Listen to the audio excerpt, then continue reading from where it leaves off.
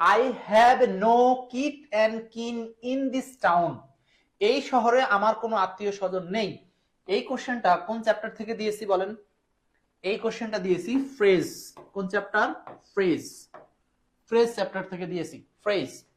ওকে, তো আমরা নরমালি জানি যে কোনো ডিটারমিনারের পরে যদি একটি ওয়ার্ড থাকে তাহলে ওই ওয়ার্ডটি হয় নাউন। তো সূত্রটা কি ভাই? সূত্রটা হচ্ছে ডিটারমিনার প্লাস নরমাল ওয়ার্ড হলে নাউন। যদি একটা ওয়ার্ড না থেকে একগুচ্ছ ওয়ার্ড থাকে, একগুচ্ছ ওয়ার্ডের নাম হলো ফ্রেজ। তাহলে এই নো ডিটারমিনারের পরে আপনি যদি একগুচ্ছ ওয়ার্ড পান তাহলে সেই একগুচ্ছ ওয়ার্ড বা ফ্রেজের নামও হচ্ছে নাউন ফ্রেজ।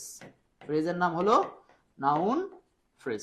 তো সোজা কথা আমরা এই রুলসটাকে বলতে পারি, যেই ফ্রেজটি কোনো ডিটারমিনারের পরে বসবে অপরদিকে কোনো প্রিপোজিশনের আগে থাকবে।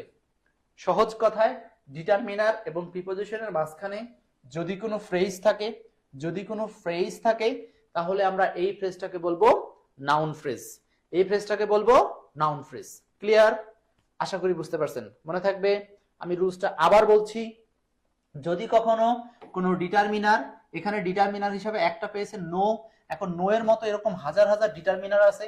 আমি যদি দুই একটা লিখে দিই, যেমন নো এর মতো কি আছে আপনারা একটু লিখে নিয়েন, both, many, few, several, much লিখতে থাকেন, অনেক আছে কিন্তু। much, little, এরপর কত লিখবেন, তারপরে আছে কি few দিছি, several, much, a lot of এই যে যত ডিটারমিনার আছে সকল ডিটারমিনারের পরে এরকম একটা ফ্রেজ থাকলে তারপরে যদি প্রিপোজিশন থাকে আপনি কোনো কথা বাদ দিয়ে এই স্ট্রাকচার অনুযায়ী বলে ফেলবেন, এটা হচ্ছে নাউন ফ্রেজ। এটা কোন ফ্রেজ?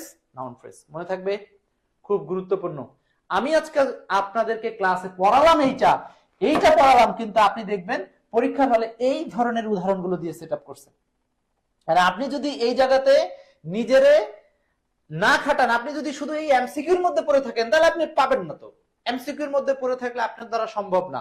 এই জন্য আমি বলি যে এমসিকিউ থেকে কি ধরনের রুলস বের হচ্ছে, অতিরিক্ত শব্দগুলো খাতায় তুলবেন, এই শব্দগুলো দিয়ে আপনি নিজে নিজে প্র্যাকটিস করবেন এবং মনে রাখার চেষ্টা করবেন যে এই নো এর মতো আরো কি কি ডিটারমিনার ছিল যেটা এক্সপার্ট আলিম স্যার ক্লাসের মধ্যে লিখেছে। ক্লিয়ার? আশা করি বুঝতে পারছেন।